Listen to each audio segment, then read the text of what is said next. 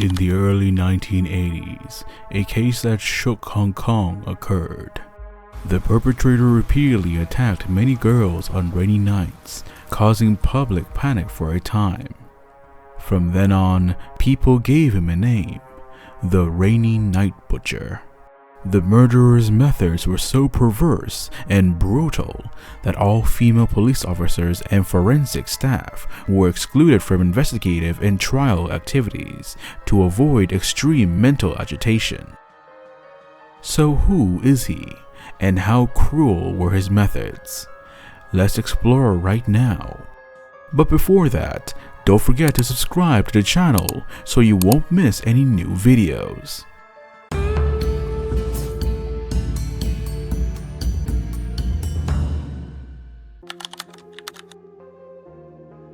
Our today's story takes place in the Hong Kong Special Administrative Region. This place is known as a famous tourist destination in Asia, exuding the enchanting natural beauty of majestic rivers and mountains, formed by 236 large and small islands. Not only that, but this Hong Kong tourist destination also boasts modern shopping centers and skyscrapers that reach beyond global standards. Hong Kong is also praised as a place where Eastern and Western cultures converge. The tourist destinations of Hong Kong offer impressive beauty that attracts everyone. This place is impressive for its grand human-made structures, such as Disneyland, Sky 100, Big Buddha, and extremely attractive shopping and entertainment areas. However, in this prosperous place, a horrific murder once took place, shocking everyone, known as the Rainy Night Butcher case that occurred in the early 80s. On February 12, 1982, it was a normal Friday like any other. That morning, a sanitation worker arrived for work as usual at the Jingmian Riverbank, Sha Tin District, Hong Kong. His daily task was to clean up the trash on the river to avoid affecting the construction work along the riverbank. When he approached the Lai Yuan Bridge, he discovered an object floating in the river. Curious, he went closer and retrieved the object, realizing it was a decomposing human head. The worker was horrified and immediately ran to the shore to call the police. The police quickly arrived at the scene, but even they were tense upon seeing such a gruesome sight, as such situations were extremely rare. The victim's head had curly hair that looked recently permed. Inside the mouth were 3 false teeth, and there were gold hoop earrings on both ears, leading the police to initially identify their victim as a woman. The head had been submerged in the river for a long time, causing severe swelling and making it impossible to recognize the face. After a thorough examination, the police found a yellow plastic bag about 200 meters from the scene. In the next 4 days, the police continued to search the nearby canals and found the upper torso, along with one arm. On the victim's arm was a distinctive tattoo, a sword piercing through a heart with a bird perched next to it. At that time, it was quite rare for women to have tattoos, so the police hoped to use the tattoo to identify the victim. The police made the clue public, hoping someone would recognize the tattoo. Not long after, a middle-aged man and a young man came to the police headquarters, claiming to be the victim's father and husband. The middle-aged man said his daughter had replaced her teeth because she was dissatisfied with her appearance, and on her right arm was a tattoo of a swallow next to a heart. Thus, the victim was identified as Chan Feng Lan, 22 years old, working at a nightclub in Tsim Sha Tsui, married with 2 daughters. During the investigation of Chan Feng Lan's family and social background, the police discovered some suspicious points. Feng Lan and her husband had issues in their relationship. While working at the bar, Feng Lan was persuaded by a man nicknamed Four Eyes, who wanted her to leave her husband and be with him. When Feng Lan's husband heard this, he went straight to the bar to confront Four Eyes, which could be the motive for the crime. But later, the police soon ruled out the husband as a suspect because he had a clear alibi.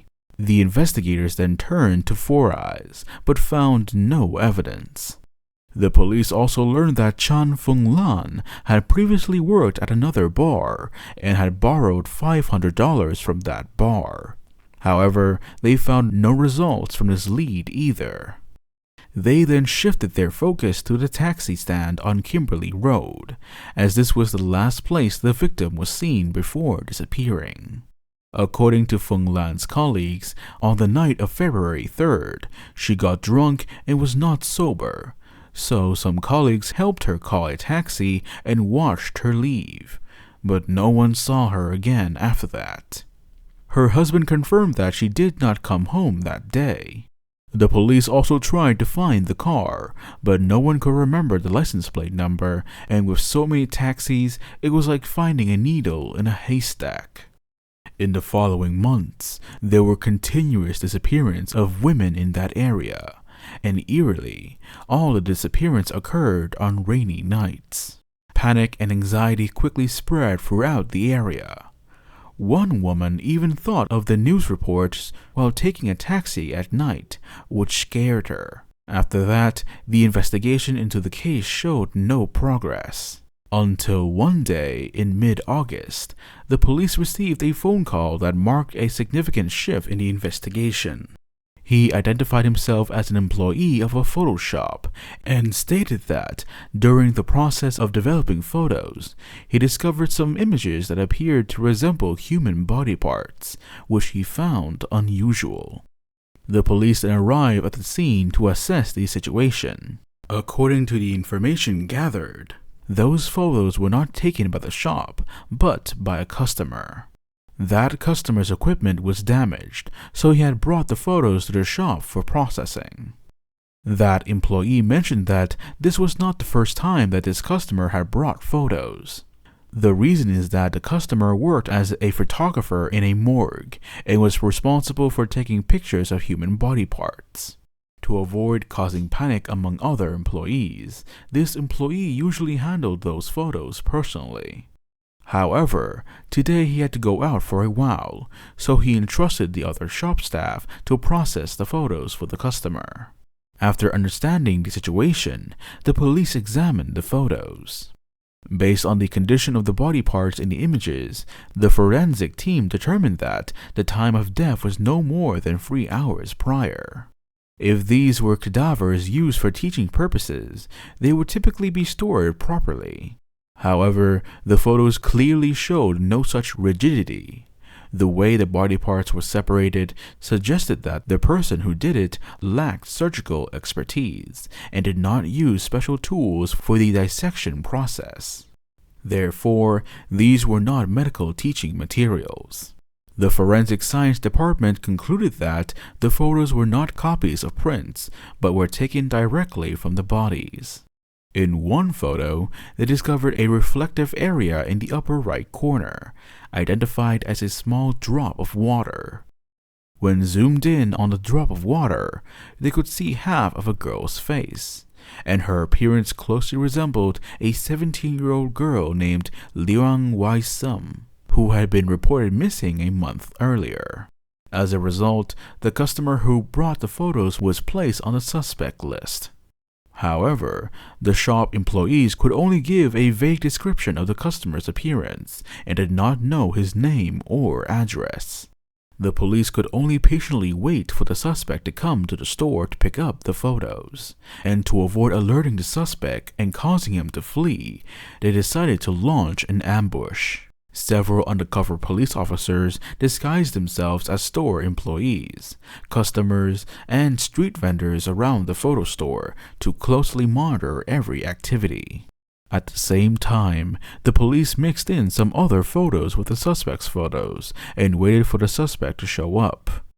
At around 6:15 p.m. on August 17th, a taxi stopped in front of the photo store and a young man about 20 years old stepped out. Finally, the police successfully set the trap. Just as predicted, before taking the photos, he checked and took out the photos that were not his. After confirming the suspect, the police immediately arrested him. He claimed he was picking up photos to support a friend working at a newspaper. The police agreed to accompany him to deliver the photos, but when they arrived, there was no friend, as he had described. The man was immediately detained, and his vehicle was confiscated for inspection. On the windshield of the taxi driven by the suspect, the police found a pair of handcuffs and a knife. In the trunk, they found some electrical wires, and behind the front seats were 2 tears, suspected to be from a victim before their death. After investigating, the suspect was identified as Lam Kor Wan, 27 years old, a night shift taxi driver. He lived on Guizhou Road, Kawa Wan, with his half-siblings. Lam Kor Wan was born on May 22, 1955, as Lam Kuok Yue in Malaysia into an unhappy family. His father, Lam Wai Lok, had 3 wives and 10 children. Lam Kor Wan was the eldest son, born to his first wife, Chung Kim Ping. Since childhood, he had to endure severe beatings from his father. He was even beaten unconscious once. Lam also frequently witnessed his father abusing his mother countless times. These psychological traumas from a young age made Lam become withdrawn and quiet, significantly affecting his personality later in life. The domestic violence only ended after Lam's family moved to Hong Kong. By then, he was a teenager, strong enough to resist. However, life in the new land was not easy for Lam, as he was lonely, isolated, and had almost no friends. He entertained himself daily with his best friend, an electronic chess set. Upon reaching adulthood, Lam chose to work as a night shift taxi driver because that was the time he felt most comfortable and peaceful. In the following years, Kor Wan continued to live with his family in a house in Kuan Tong. By the late 1970s, he began collecting and hoarding many adult magazines. He ordered these magazines specially from England because he felt too embarrassed to buy them directly at a newsstand. No one in the house knew about Kor Wan's secret hobby because he hid his treasure meticulously in a locked chest. They also did not know that he would take out the adult magazines every day to admire, even using a camera to take pictures of the nude images. When he grew bored of this pastime, he bought an instant camera and sneaked into women's restroom to take covert photos. However, Lam's perverse game did not last long, as he was caught once and chased angrily by a group of women. In 1973, Lam Kor Wan used a knife to threaten a young girl near a public restroom with the intent of committing a heinous act. As a result, he was arrested by the police and taken to the station. But a psychological evaluation revealed that Kor Wan had a mental illness, so he did not face any punishment. He was ordered to go to Castle Peak Hospital for psychological treatment and was released after 102 days. After this event, Lam abandoned his birth name and began working as a night shift taxi driver under a new identity. From 1981, Kor Wan also developed an interest in photography. He taught himself how to take photos and even joined groups with the same hobby. When questioned by the police, Kor Wan showed a calm demeanor, displayed no emotions, and could even predict the officers' questions. This struck everyone as odd. Upon searching the suspect's residence, the investigation team discovered a large amount of professional photography equipment. Lam Kor Wan had nearly set up a professional photography studio in his small room. His room was next to his father's room, and his sister lived in the room across from his. The family's living room was inside, while Kor Wan's room was right at the entrance, and he shared a bunk bed with his brother. His younger brother slept on the top bunk, while Kor Wan slept on the bottom bunk, hiding a large chest under the bed.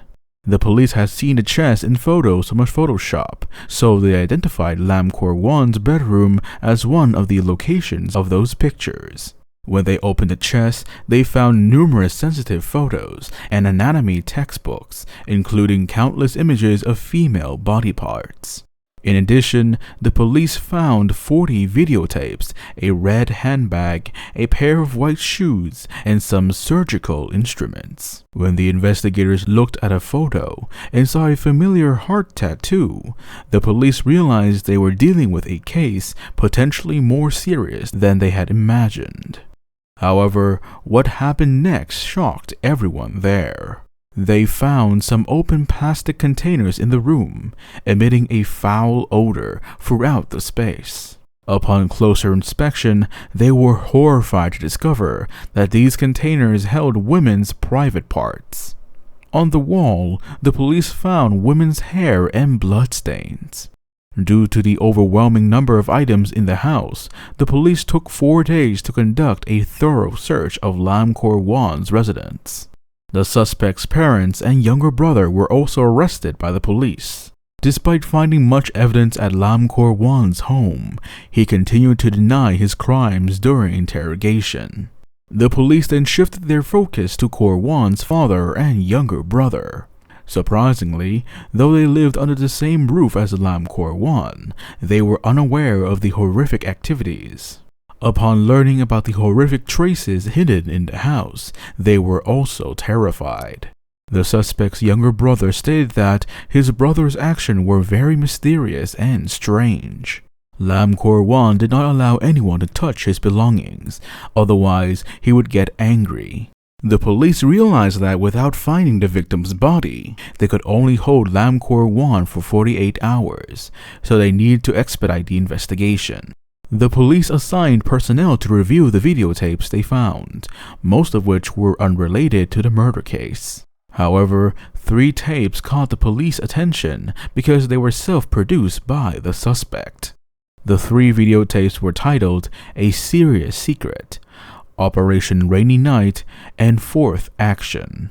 These tapes contained the crimes he committed against unfortunate girls, which caused the officers to vomit on the spot due to their gruesome nature.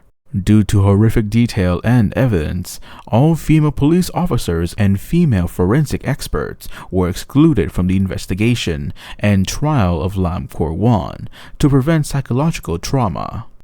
During his testimony at the police station, Lam Kor Wan bowed his head and confessed all his crimes, then began recounting the entire process. After picking up his first victim, Chan Fung Lan, in his taxi, Lam Kor Wan began his crime. After driving a short distance, Fung Lan screamed and demanded the driver to stop, quickly opening the door and running to the side of the road to vomit. Lam Kor Wan asked Fung Lan where she wanted to go, but she kept changing destinations, sometimes insisting on going back to the bar and a few minutes later requesting to go somewhere else. This made Kor Wan very annoyed and frustrated. Instead of going to the requested location, this man drove to a deserted area and strangled Chan Fung Lan to death with an electrical wire. The second victim was Chan Wan Kit, 25 years old, and a cashier at an entertainment area. Wan Kit finished her shift at 5:20 a.m. and, during a heavy rain, took a taxi driven by Lam Kor Wan to go home. He suddenly stopped the car, used a knife to control Wan Kit, handcuffed her, and strangled her to death. This time, the killer used a knife to start cutting off parts of the victim's body, especially sensitive areas, and preserved them by embalming. The remaining body parts were dismembered, wrapped in newspaper, put in a sack, and thrown in the trunk of a cab to be disposed of at night on the slope of Tai Hang Road. This process was also edited into the video, A Serious Secret. The third chosen victim was Lung Sao Wan, 29 years old, a nightclub waitress. Sao Wan left work at 4 a.m. and took a taxi driven by Wan and was killed shortly thereafter. This time, Wan recorded the entire dismemberment process on video. The details were captured in the video Operation Rainy Night. Accordingly, Wan placed the camera on a bunk bed, using the selfie function to record all his actions. Since he did not have to hold the camera, this action was more convenient than before, and he even opened his victim's abdomen, took out her intestines, and licked them. Initially, he had the urge to taste human flesh, but eventually found it disgusting and gave up. The body parts were abandoned on Tai Hang Road. Although he confessed, Lam Kor Wan stated that he did not feel any remorse for killing the first 3 victims, because they were all bar employees, and he believed that all women were useless to society. The 4th victim was different. The girl, Lung Wai Sum, was still a student, only 17 years old.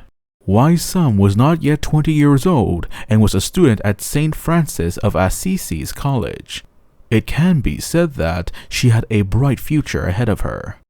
Wai Sum went to the Sheraton Hong Kong Hotel to participate in a teacher appreciation event, and took a taxi at 11 p.m. to return to her apartment in Valley Road Estate, Hung Hom.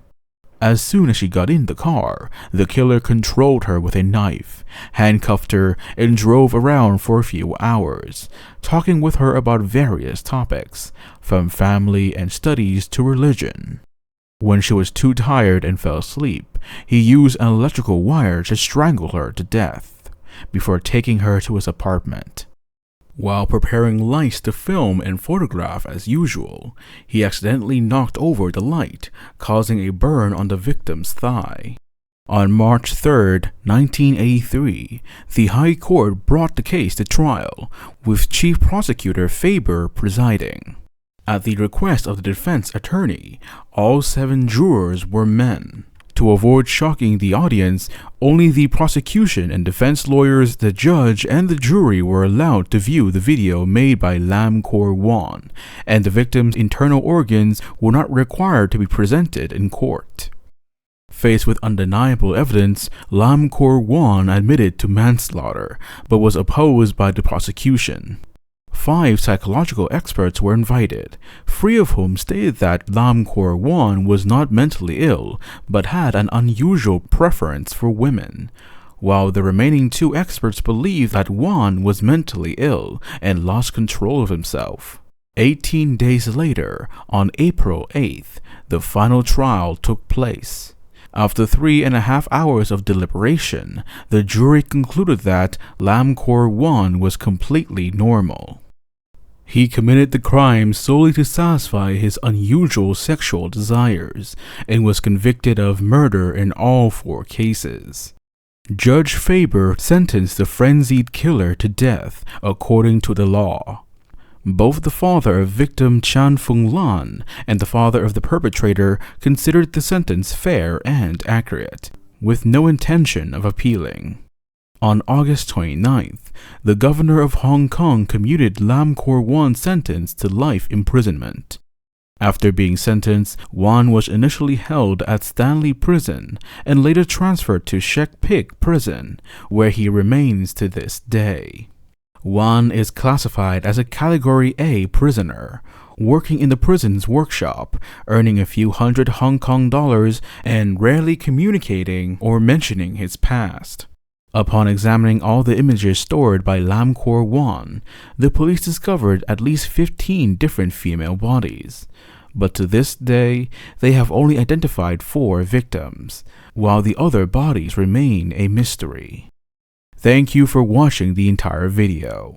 If you enjoyed it, please press the like button to support our channel. For now, goodbye and see you in the next exciting stories.